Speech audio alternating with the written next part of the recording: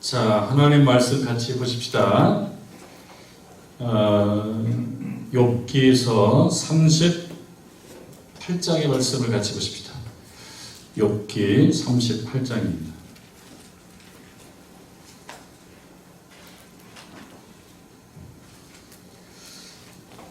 욥기 38장 그리고 39장도 같이 보면 좋을 텐데요. 많이 길어요. 그래서 여러분 오늘은 다 읽지는 않고요.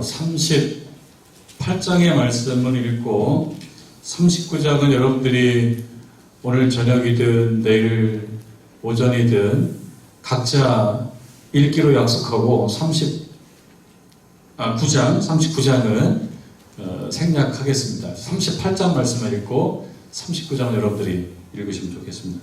왜 그렇게 나누냐면 38장, 39장이 하나님의 말씀이고 40장으로 가면 여호와께서 또 욥에게 일러 말씀하시되라고 얘기하면서 어떤 좀 의미적으로 좀 구분되는 느낌이 들기 때문에 나눈 겁니다. 그리고 또 40장에는 욥이 하나님께 한 말도 있어요. 그래서 오늘은 하나님께서 욥에게 하시는 말씀이고 얼마나 기다린 말씀입니까? 욥의 입장에서는 얼마나 기다린 말씀입니까? 하나님 말씀이 없어서 얼마나 속이 터졌었습니까? 비로소 하나님 말씀이 들리는 거죠. 어떤 말씀을 하시는가를 우리가 읽어가 보는 겁니다. 욥이 기대한 말씀인가, 어떤 말씀인가 궁금함을 가지고 하나님은 이 어렵고도 참 곤란하고도 좀 힘든 이 문제에 대해서 뭐라고 말씀하시나 좀 궁금하기도 합니다. 사실 궁금해요. 도대체 뭐라고 말씀하시나 하나님은. 38장 말씀을 저하고 한 절씩 교독을 하면서 도대체 뭐라고 말씀하시나 한번 들어보도록 하겠습니다. 같이 저랑 같이 교독하겠습니다. 그때에 여호와께서 폭풍우 가운데에서 욥에게 말씀하여 이르시되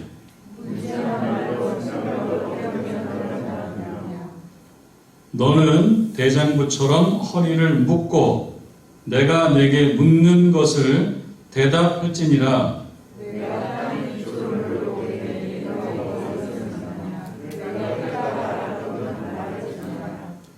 누가 그것의 도량법을 정하였는지 누가 그 줄을 그것의 위에 띄었는지 내가 아느냐.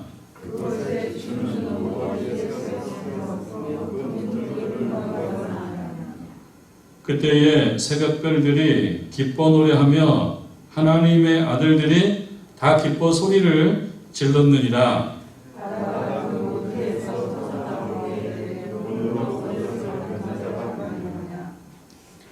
그때에 내가 구름으로 그 옷을 만들고 흑암으로 그 강보를 만들고 이르기를 내가 여기까지 오고 더 넘어가지 못하리니 내 높은 파도가 여기서 그칠지니라 하였노라.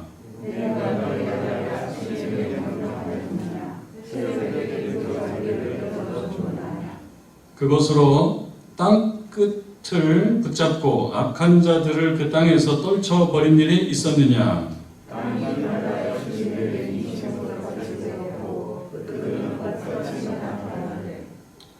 악인에게는 그 빛이 차단되고 그들의 높이 든 팔이 꺾이느니라.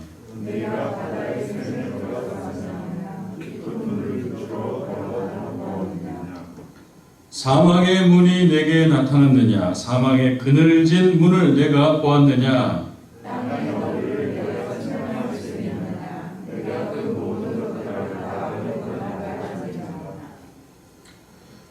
어느 것이 광명이 있는 곳으로 가는 길이냐 어느 것이 흑암이 있는 곳으로 가는 길이냐.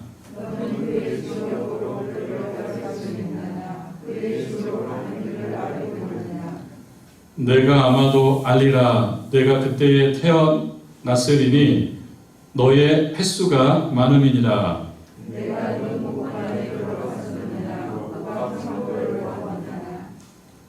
내가 환난 때와 교전과 전쟁의 날을 위하여 이것을 남겨 두었노라.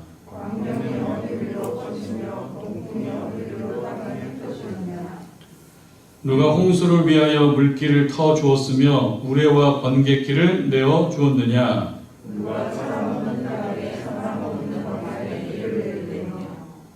황무하고 황폐한 토지를 흡족하게 하여 연한 풀이 돋아나게 하였느냐.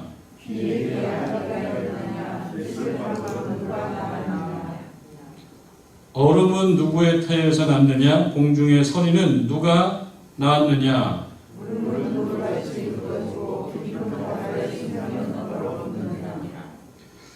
내가 묘성을 메어 묶을 수 있으며 삼성의 띠를 풀 수 있겠느냐.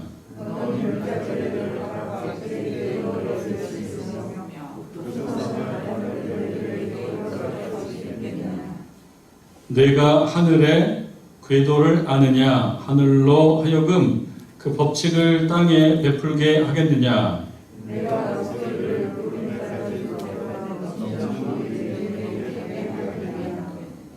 내가 번개를 보내어 가게 하되 번개가 내게 우리가 여기 있나이다 하게 하겠느냐.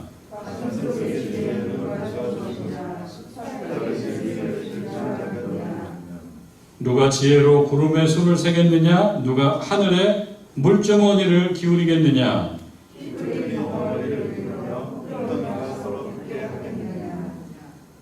내가 사자를 위하여 먹이를 사냥하겠느냐. 젊은 사자의 식욕을 채우겠느냐.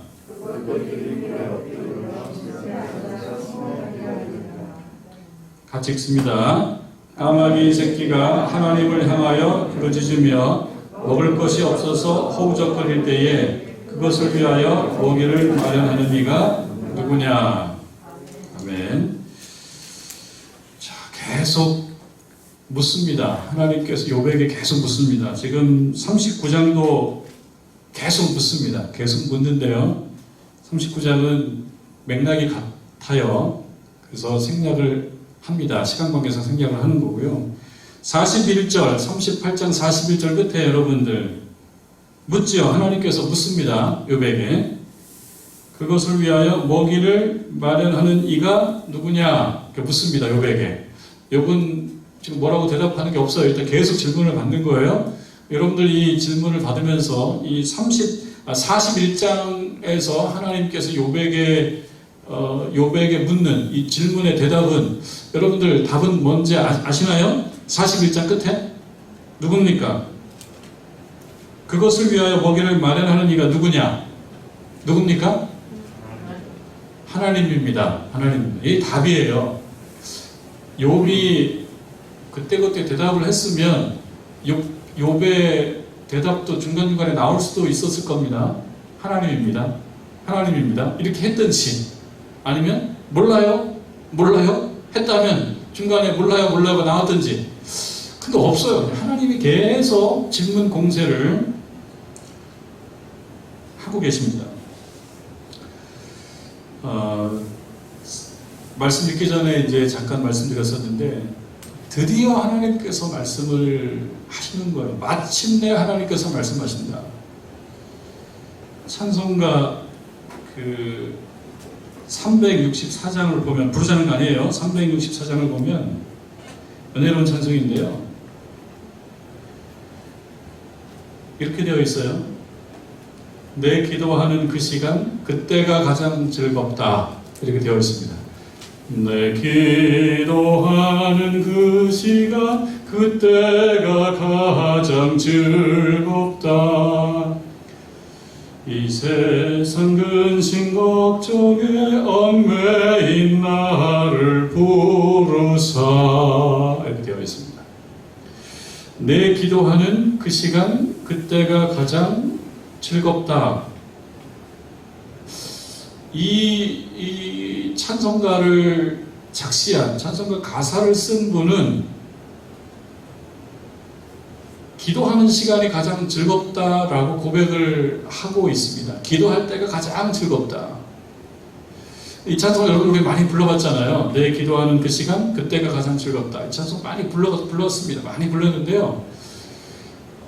자기 자신에게 한번 정직하고 솔직하게 물어보는 겁니다. 우리가 한번 물어보면, 여러분 기도하는 그 시간이 참 즐겁습니까? 어떻습니까? 대답은 정해져 있는 건 아닙니다. 근데 이 찬송가의 작시자는 기도하는 시간이 너무 즐거운 거예요. 그러나 우리들에게 있어서 기도가 그렇게 쉽지는 않다, 이거를 느낍니다. 또 어떤 사람은 기도가 굉장히 즐겁다 그러고, 가장 즐겁다 그러고, 또 많은 교우들은 기도에 대한 이야기를 우리가 많이 배우고 나누지만, 기도가 매우 중요하다는 걸 알지만, 그러나 기도 시간이 마냥 즐겁지만은 않다는 거예요. 이게 정직한 얘기일 것입니다. 제가 아는 한 장로님 계신데, 그 장로님이 영적으로 은사를 많이 받으신 장로님이세요. 힘든 일을 하고 교회에 늘 가셨다라고 하는 간증을 들었습니다. 이분이 힘든 일을 하지만 밤에 늘 교회를 가는 거예요. 기도하러. 왜 이렇게 기도하러 늘 가냐? 힘들고 몸이 피곤하고 힘든데 왜 늘 가냐? 이분의 영안의 문을 하나님 열어주신 거예요. 영안을 열어주신 거예요. 그래서 교회를 가면, 기도하면 하나님께서 뭔가를 주시는 거예요. 뭔가를 보여주시는 거예요. 뭔가를 알게 만들어주시는 거예요. 그러니까 그 시간이 그렇게 무례하지가 않다는 거예요. 그분 간증을 들어보면.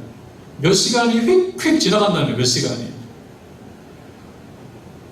몇 시간을 기도하면서 이게 시간이 휙휙 지나간다. 이걸 어떻게 이해해야 되겠습니까? 여러분, 시간이 그렇게 막 지나가지 않는단 말이에요. 기도 시간이. 오래 했다고 보면은 15분에 있고, 정말 오래 했는데 15분에 있고, 오늘 많이 했는 일은 30분. 몇 시간이 그렇게 지나가지 않고 매일 가서 그렇게 기도하기가 힘든데, 힘든 몸을 가지고 매일 가서 기도를 한다는 거예요. 왜 그러나? 영적인 그 영화를 열어주시니까 그게 그냥 행복한 거예요. 즐거운 거예요. 그럼 신앙생활이 참 좋죠. 예배 시간이 지루하지 않고, 기도 시간이 지루하지 않고, 그러면 뭡니까? 믿음 생활이 재밌죠. 왜 그렇습니까? 하나님께서 말씀해 주시는 거예요. 몰랐던 거를 보여주는 거예요. 몰랐던 거를 보여주고 알려주고, 또 어떤 부분은 몰랐던 것들을 또 깨닫게 만들어 주시고, 그리고 보지 못했던 걸 보게 만들어 주시고, 또 듣지 못했던 걸 듣게 만들어 주시니까 그 시간이 즐겁다 하는 거죠. 그럼 신앙생활이 즐거운 겁니다. 그래서 이 364장의 이 작시자는 내 기도하는 그 시간, 그때가 가장 즐겁다, 가장 즐겁다라고 얘기할 만큼 기도에 심취해 있었고, 기도를 통해서 하나님과 늘 교제했다라고 우리가 미루어 짐작해 볼 수가 있습니다. 자, 그런데 내 기도하는 그 시간, 그때가 가장 힘들다. 내 기도하는 그 시간, 그때가 가장 지루하다. 이렇게 만약에 우리가 찬송을 부르고 이렇게 고백한다. 그렇다면 그건 왜 그럴까요?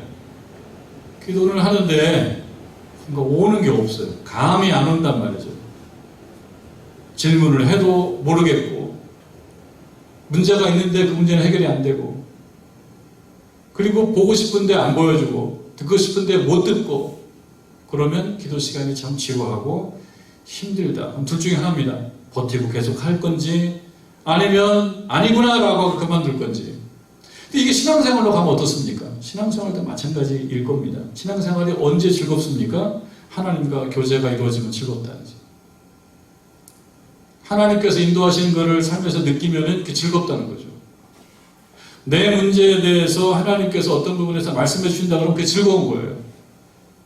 그런데 잘해도 칭찬이 없고, 못해도 꾸중이 없고, 뭐 열심히 신앙생활 해도 달라진 거 없고, 신앙생활을 못하고 그냥 대충 살아도 뭐 별 문제가 없고, 어려운 점이 없고, 그러면 신앙생활이 굉장히 건조할 수밖에 없을 겁니다. 그리고 다른 말로 얘기하면 신앙생활이 힘든 거죠. 믿음생활이 힘든 거죠. 오늘 38장에 그때 여호와께서 욥에게 말씀하여 이르시되, 이랬습니다. 여기서 우리가 뭘 하나 생각해 볼 수 있냐면, 드디어 하나님이 나오셨다. 그 전까지는요, 욥이 너무 답답하고 힘들었다.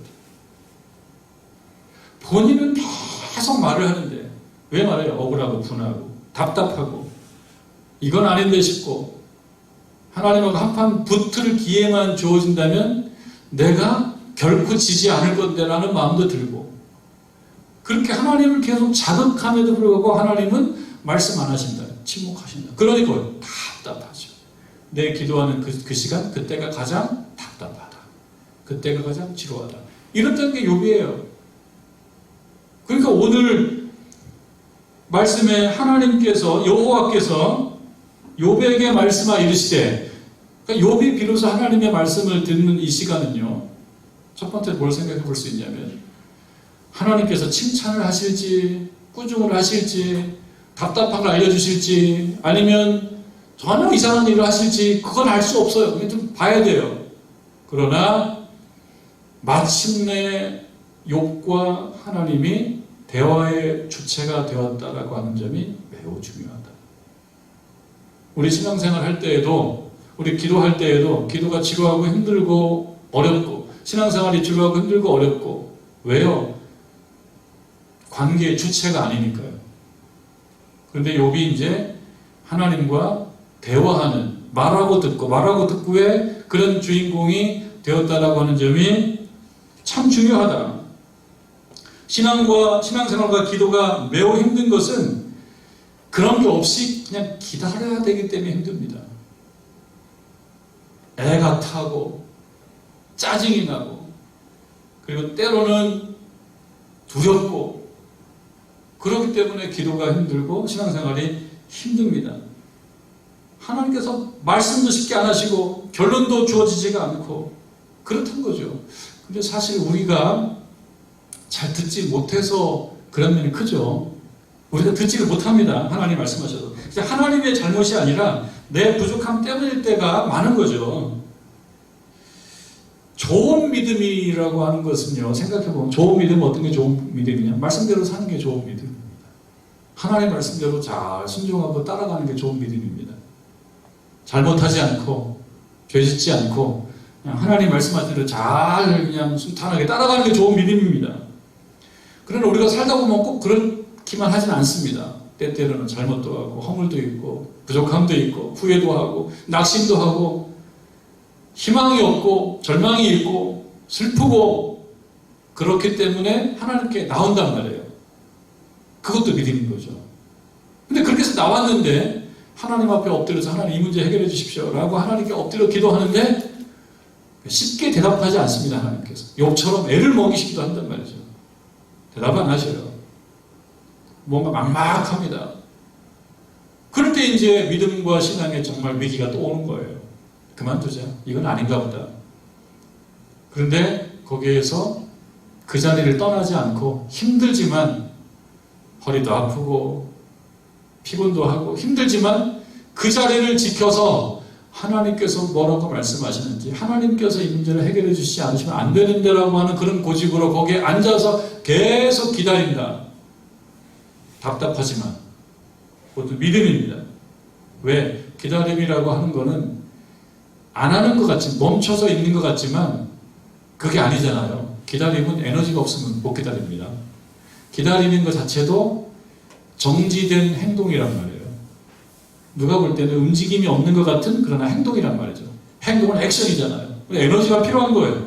그러니까 하나님 뜻대로 그냥 문제없이 잘 순종해서 모범생처럼 잘 살아가는 것도 믿음이지만, 그러나 어려움이 있고 고통이 있고 자연재해를 통해서 이렇게 욥처럼 어려울 수도 있고, 또 자기의 허물로 인하여 인생이 힘들어질 수도 있고, 그런 가운데 답이 없어 하나님께 나와서 기도하고 엎드려서 나가는데 답이 없어요. 기다릴 수밖에 없어요. 근데 여기서 그 자리를 떠나지 않고 그 자리에서 하나님의 말씀을 기다리는 것, 힘들지만 그것도 믿음이다. 마침내 하나님께서 말씀하십니다. 그러면 꾸중이 됐든 칭찬이 됐든 지적이 됐든 하나님의 말씀이 임했다라고 하는 것은 희망이다. 그것이 희망이다. 말씀 안 하시는 것보다는 하나님의 성질을 내시고 화를 내셔도 하나님 말씀하시는 것은 가능성이 있다는 거 아닙니까? 그게 희망인 거예요. 조금이지만 물이 나오기 시작하는 거예요. 조금이지만. 물이 전혀 안 나오는 거하고 물이 조금 나오는 거하고 다르지 않습니까? 물이 조금 나오면 거길 더 파면은 더 많이 나올 가능성이 있잖아요. 물이 조금 나오면. 그러다가 많이 나오는 겁니다. 하나님께서 칭찬하시면 칭찬을 듣고 기분 좋아하면 됩니다. 그렇죠? 하나님께서 칭찬하시면 너 잘했다, 고생했다, 수고했다. 지금까지 아무 말도 안 했는데 사실은 너 잘한 거야. 잘했어. 잘 참았어. 잘 노력했어. 잘 버텼어. 칭찬해 주신다? 그러면 기분 좋게 그 말씀을 들으면 됩니다. 그런데 그렇게만 말씀하시는 게 아니거든요. 하나님은 사람이 모르는 걸 다 알고 있잖아요. 내가 그냥 봐주지 않았으면 좋겠다. 이거는 그냥 못 본 척하고 넘어갔으면 좋겠다. 라고 감춰놓은 것까지 하나님은 다 아시잖아요. 그 부분을 지적할 수 있어요. 아프게 지적한단 말이죠. 아프게 지적하면 고개를 돌리고 싶죠. 안 듣고 싶다. 듣고 싶지 않아. 그런데 하나님께서 칭찬하시든 지적을 하시든 그때 우리들에게 필요한 태도는 무엇이냐? 듣는 거. 잘 듣는 거. 거기 뭔가 말하고 싶어. 그거는 아니고요. 하나님, 그때는 사정이 있어서 그랬고요. 누구라도 그럴 수밖에 없었고요. 이렇게 말하고 싶어요. 그래서 하나님 말을 끊고 싶어. 끊고 싶은데 이때 우리들에게 필요한 태도는 듣는 거. 잘 듣는 거. 그리고 내 생각을 버리고 하나님의 말씀을 잘 듣는 것. 그리고 마음에 안 든다고 자리를 뜨지 않는 것. 그것이 필요한 거예요. 그것이. 그게 희망이다. 자, 하나님께서 욥에게 드디어 말씀하시지 않습니까? 이게 정말 감격스러운 거예요. 뭐라고 말씀하실지는 들어봐야 되지만 된 거예요. 하나님 말씀하시기 시작했으니까. 여러분들도 하나님 앞에 나와서 기도하고 집에서 기도하고 답답해서 하나님을 찾을 때 한동안 하나님 말씀 안 하실 수도 있고 답답하게 할 수도 있지만 마침내 하나님께서 여러분들의 기도에 응답해 주시기를 주님의 이름으로 축원합니다. 아멘. 네, 하나님께서 마침내 여러분들의 열심과 그 인내에 응답해 주시기를 바랍니다. 하나님은 뭐라고 말씀하시냐? 38장 1절에 욥에게 말씀하여 이르시되 2절에 무지한 말로 생각을 어둡게 하는 자가 누구냐? 벌써 기분 좋은 얘기가 아니에요. 벌써 기분 잡쳐요. 기분 잡쳐. 그러면 이거 이상하네. 오랜만에 말씀하시는 이 분위기가 좀 이상하네. 이거 아닌데? 라고 한 번 더 들어보자. 한 번 더 들어보자. 3절 너는 대장구처럼 허리를 묶고 내가 내게 묻는 것을 대답할지니라. 하나님께서 욥에게 얘기합니다. 너 대답해봐라. 그 하나님의 응답이 뭐냐? 대답해봐라. 대답을 한번 해봐라. 자, 그러면서 이제 계속 말씀하시는 것이 4절부터 나오는 거예요. 내가 땅에 기초를 놓을 때 너 어디 있었느냐? 이거 참. 자, 여러분 어디 계셨어요? 하나님께서 땅에 기초를 놓을 때 여러분 어디 있었어요? 이거 뭐라고 대답해야 됩니까? 한번 대답해 보십시오. 자, 내가 깨달아 알았거든 말할지니라. 너 어디 있었느냐? 내가 땅에 기초를 놓을 때 너 어디 있었느냐? 뭡니까? 모르겠는데요. 그게 대답인 거죠. 그럼 대답이 그거 아닙니까? 생각이 안 나는데요. 저 모르겠는데요. 저 그때 없었을걸요? 그러니까 이런 질문을 하고 계시는 거예요. 또 묻습니다. 누가 그것의 도량법을 정하였는지, 누가 그 줄을 그것의 위에 띄었는지 내가 아느냐? 자, 욥이 이걸 알까요? 모를까요? 답은 뭔가요? 하나님께서 묻는 이 수사 의문문. 이거 뭐예요? 답이 뭘까요? 욥이 알아요? 몰라요? 어렵진 않습니다. 자, 뭐라고 대답하기를 하나님이 기대하시는 것일까요? 모릅니다. 너 아느냐? 모릅니다. 아마 이거 얘기를 들으면서 욥이 이럴 수도 있습니다.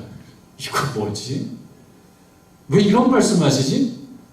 이런 걸 보고 뜬금없는 말이라고 왜 이렇게 뜬금없는 말을 하시지? 지금 이 말을 하실 때가 아닌데? 아니, 지금까지 아무 말씀도 안 하시다가 말씀하시는데 무슨 이런 말씀 하시지? 의미 없는, 이게 질문 같지도 않은 질문. 또 뭐라고 묻습니까? 그것의 주초는 무엇 위에 세웠으며 그 모퉁이들을 누가 놓았느냐? 누가 놓았어요?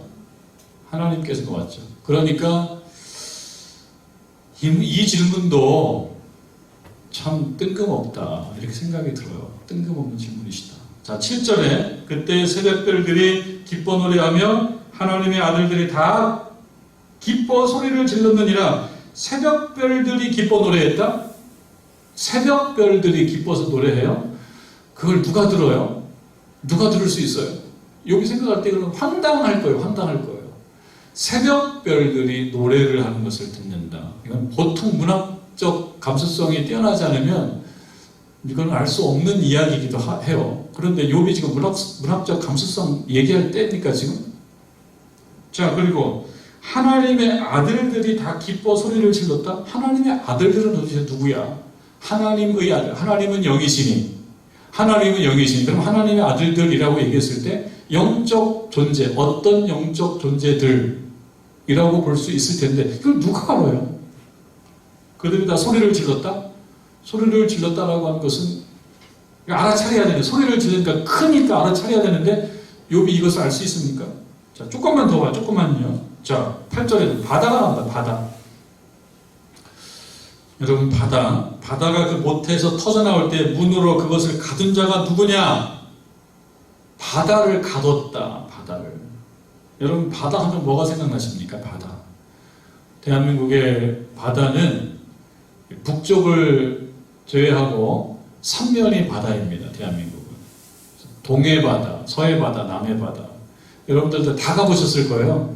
서해도 가보고, 동해도 가보고, 남해도 가보고 다 가보셨을 거예요. 특히 동해 바다 하면은 대표적인 도시가 속초와 강릉입니다. 속초, 강릉, 그 다음에 저 아래 동해, 묵호, 동해. 그렇게 쭉 내려가게 되죠. 저 밑에 무슨 호항 쪽까지 쭉 내려가게 되죠. 대표적으로는 속초와 강릉이 가장 대표적이에요. 강릉이 훨씬 커요. 인구도 많고. 그런데 유명한 두 도시에 가면 바다를 가죠. 속초 앞에 바다 가고, 또 경포대 가서 바다 보죠. 그런데 여러분, 이렇게 태풍이 막 불 때 그 바다 한번 가보셨어요? 태풍이 불 때 바다. 그 파도. 그 엄청난 파도. 무섭습니다. 바다 앞에 무서워요. 그 조그만 바다, 동해바다 이만큼만 봐도 무서워요. 자, 그런데 좀 더 나가면 뭐가 있습니까? 동해바다 더 나가면은 저기 태평양도 있고, 인도양도 있고, 대서양도 있고, 저 지중해도 있고, 흑해도 있고, 저 북해도 있고, 어마어마하죠. 우리가 알고 있는 바다는 동해바다, 남해바다 정도인데 어마어마하죠. 저는 한번 북해까지는 가본 적이 있습니다. 북해. 저기 유럽 끝에 북해 본 적이 있어요. 여기가 그 유명한, 독일어로는 노제라고 해요. 노트제라고 해요. 노트제. 북해를 한번 가서 본 적이 있습니다. 바람이 막 부는데 북해를 보는데 느낌이 굉장히 참 특별하더라고요. 자, 바다 무섭습니다. 엄청납니다. 대단히 높습니다. 큽니다.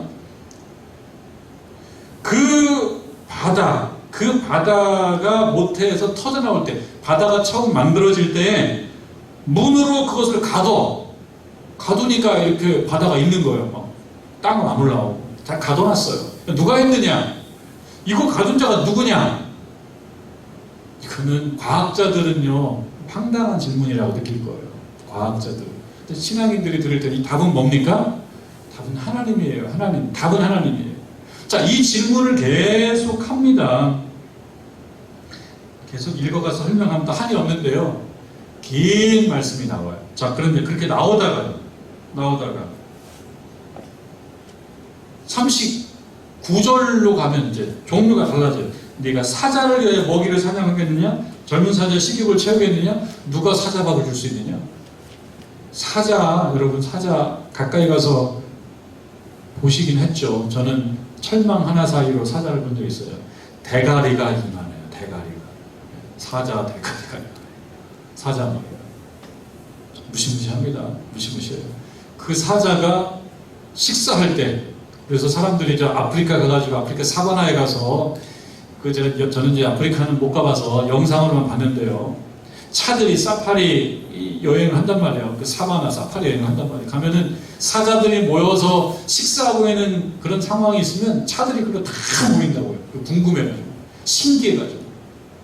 그러면은 사자들이, 저는 뭐 이건 영상을 많이 봤기 때문에 이 부분은 할 말이 많아요. 이분은 관심 있어 영상을 많이 봤기 때문에 이 내셔널 지오그래피가 영상을 많이 봤기 때문에 잘 아는데요.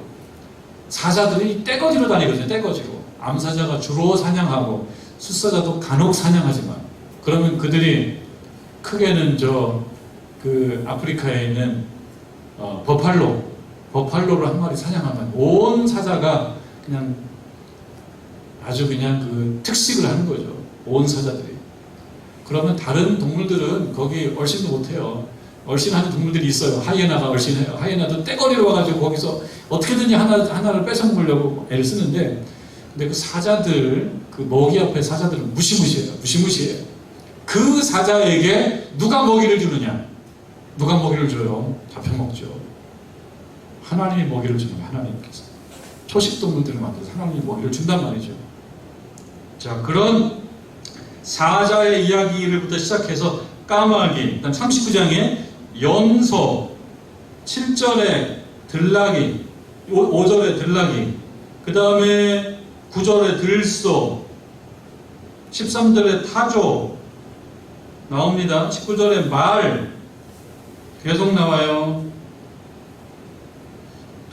26절에 매, 7절에 27절에 독수리, 이런 동물들이 계속 나오면서 동물들에 대한 이야기를 막 하는데요. 이거를 누가 했느냐, 누가 먹이느냐, 누가 풀어놨느냐.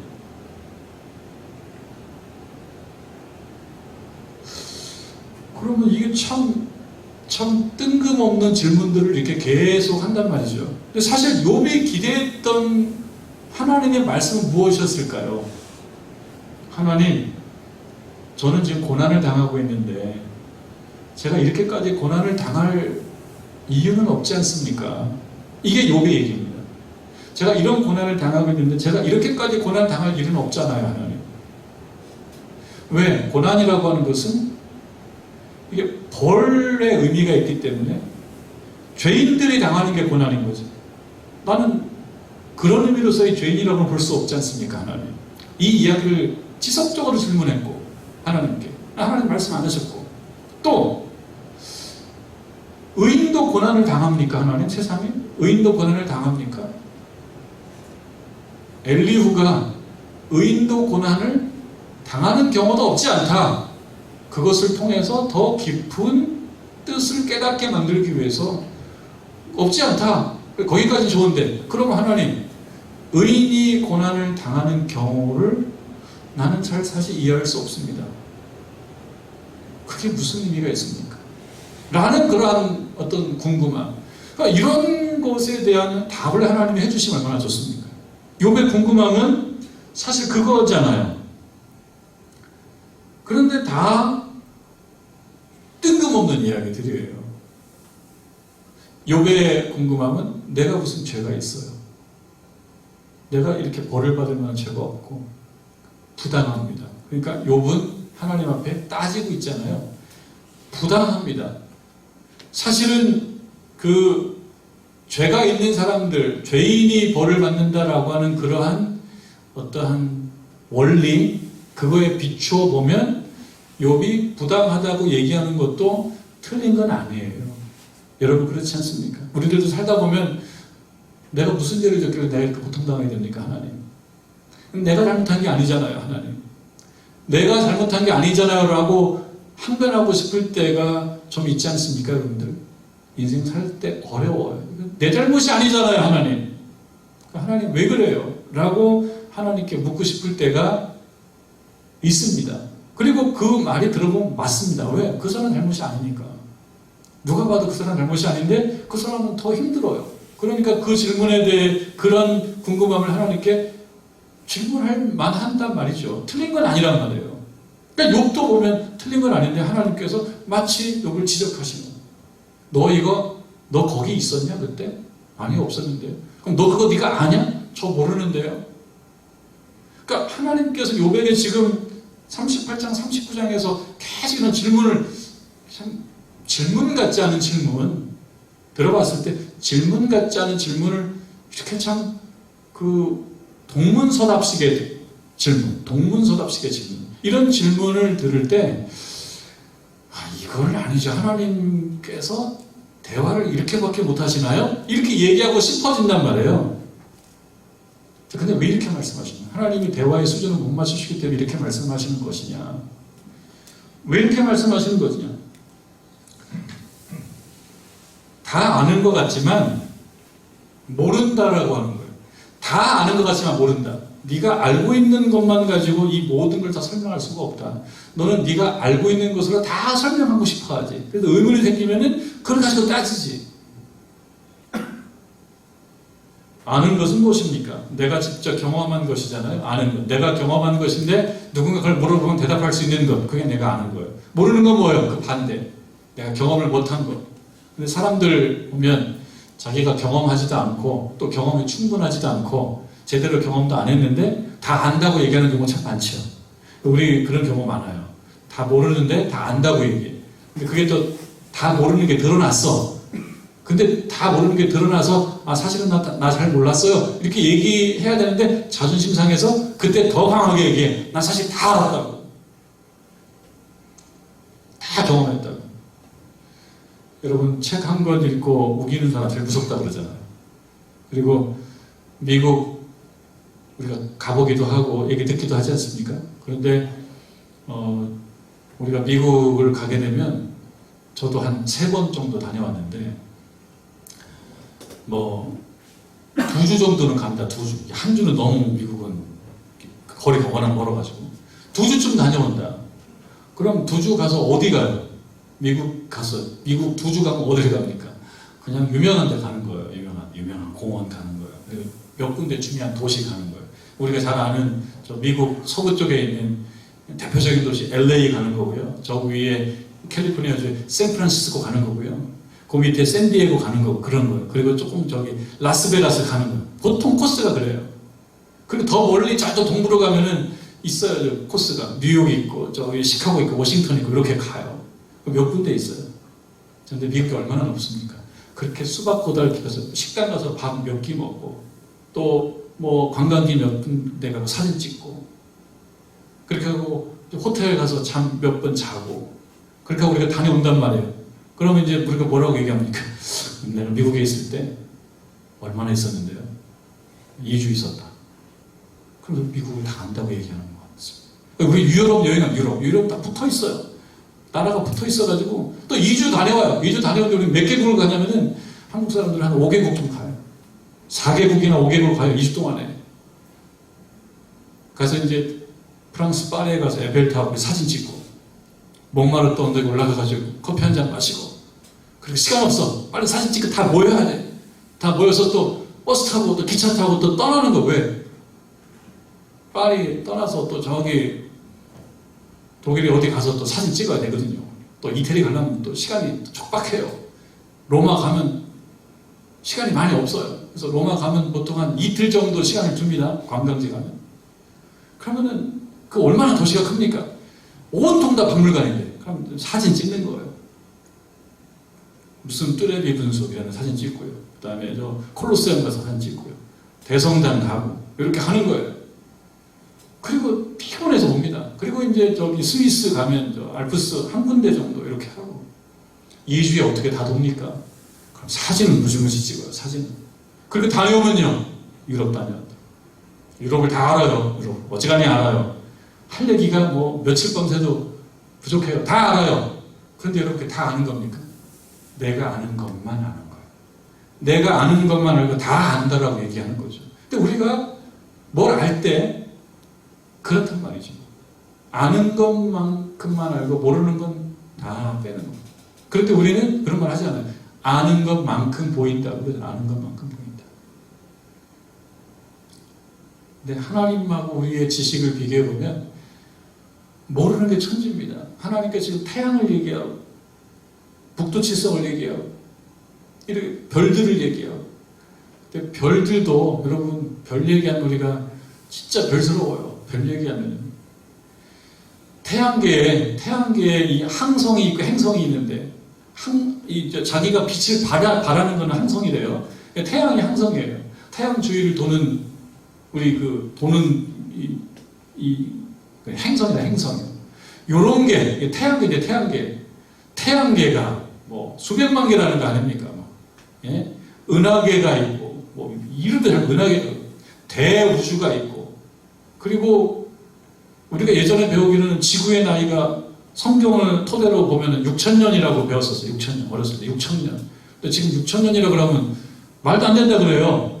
6,000년이라 그러면 뭐 어디 가면 이것이 나이가 뭐 5만 년 전, 뭐 5억 년 전 이런 식으로 얘기하니까 우리가 알고 있는 게 뭐가 뭔지 모르겠어요. 뒤죽박죽이에요. 뒤죽박죽.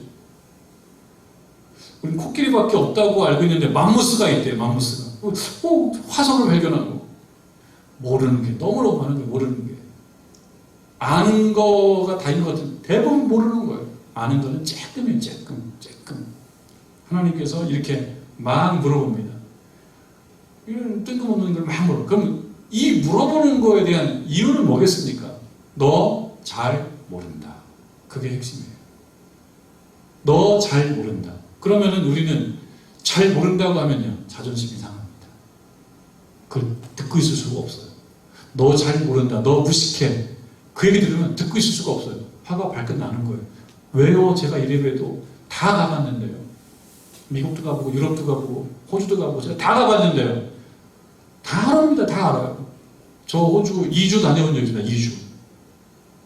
얼마나 큰 나라인데 700만 제곱 평방 킬로미터가 넘어요. 호주는. 시드니, 브리스베인 그 정도예요. 그 정도. 도시 2개 정도예요. 조금 정도. 뭘 알아요? 근데 그거 갔다 오고 다 안다고 얘기를 하고 싶어지는 게 인간이란 말이죠. 하나님은 우리들에게 하고 싶은 얘기가 뭐냐? 너 모른다. 그러면 지금 이 말씀을 통해서 욥에게 기대되는 태도는 뭐냐? 하나님 듣겠습니다. 말씀해 주십시오. 제가 듣겠습니다. 말씀해 주십시오. 제가 뭘 모르고 그럼 어떻게 됩니까? 제가 듣겠습니까? 말씀해 주십시오. 이거가 이 38장 39장에서 욥에게 요구되는 태도인 겁니다. 그러니까 오늘 우리에게 요구되는 태도는 뭐냐? 하나님 저 거기 없었습니다. 저 잘 모릅니다.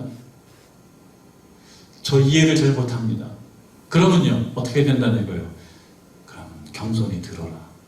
이게 오늘 우리에게 이 38장 39장을 통해서 우리에게 주시는 메시지는 뭐냐면 성질내고 화내고 그게 아니라 왜 그런 걸 물어봐요 하나님? 이게 무슨 의미가 있는데 이게 무슨 쓸데가 있는데 이렇게 얘기하는 게 아니라 제가 잘 모릅니다. 이제 알았습니다. 깨달았습니다. 제가 잘 모릅니다. 말씀해 주시면 제가 듣겠습니다. 욥은 하나님하고 뭘 따지고 싶어 했어요? 어떤 게 옳은가? 어떤 게 그런가? 이걸 따지고 싶었어요. 이건 정의의 기준에 비추었을 때 맞냐 틀리냐를 따지고 싶었어요. 그래서 내 의로움을 증명해보고 싶었어요. 욥은요. 하나님 그 관심이 아니고 딴 얘기는 방향 자체가 완전히 다른 거예요. 뭘 요구하시는 거냐? 제가 잘 몰랐습니다. 말씀해 주시면 제가 듣겠습니다. 우리가 때때로 어려움을 겪을 때가 있습니다. 억울할 때도 있습니다. 하나님께 따지고 싶을 때도 있습니다. 근데 그건 하나님 앞에서 우리가 취할 태도가 아니라 38장 39장이 이야기하는 태도는 겸손하게 하나님 말씀을 듣는 것이다. 그리고 하나님 말씀을 청종하는 것이다. 순종하는 것이다. 하나님께서 우리가 하나님하고 싸워서 이기길 바라시는 게 아니라 하나님의 은혜를 구하고 하나님의 자비를 구할 줄 아는 그 모습을 하나님이 원하시는 것이지 얼마나 똑똑하고 얼마나 정의를 잘 알고 얼마나 옳고 그름에 정확하게 알고 이걸 원하시는 게 아니라 은혜를 구하고 자비를 구하고 심령이 가난한 심령으로 하나님께 나아가는 걸 원하시는 것이지 이건 뭡니까? 저건 뭡니까? 이건 아니잖아요. 이렇게 말하는 것이 아니다라고 하는 것을 잘 아시고 우리가 오늘 찬송 부르고 한번 기도하실 때 하나님 앞에서 그 태도를 한번 점검해 보시길 바랍니다. 내가 하나님 앞에서 하나님 제가 무식했고요. 잘 몰랐어요. 잘 몰랐습니다. 말씀해 주시면 듣겠습니다. 깨닫게 해주시면 제가 듣겠습니다. 그런데 그 생각이 나하고 달라도 하나님 생각이 우선이라고 제가 하나님 생각 우선으로 잡겠습니다. 그 태도를 내가 가지고 있는지 가지고 있지 않은지 그것을 찬송 부르고 그리고 기도하시면서 한번 생각해 보면 좋겠습니다.